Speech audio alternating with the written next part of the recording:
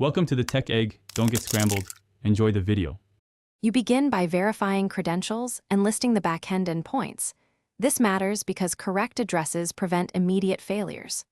Once done, log into the Dito control panel and create a new load balancer instance.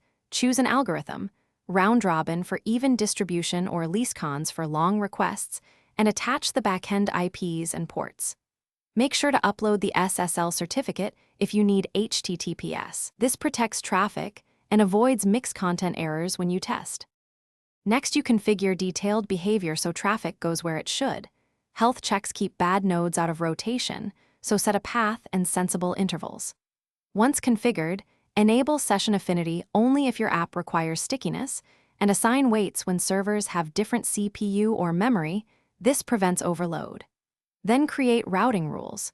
Use path-based routes for APIs and host-based for multi-tenant sites, and terminate SSL at the balancer if you want centralized certificate management. Finally, point DNS to the balancer and run gradual load tests so you observe performance under realistic conditions. Watch latency and error spikes to catch misconfigurations. Once stability is confirmed, enable metrics and alerts so you react fast, and configure auto-scaling or failover rules to maintain capacity. If something goes wrong, check health check logs first. Most issues are mismatched paths, ports, or SSL errors. Then simulate a backend failure to verify failover works as intended. Thanks for watching. Consider subscribing if I helped unscramble your problems.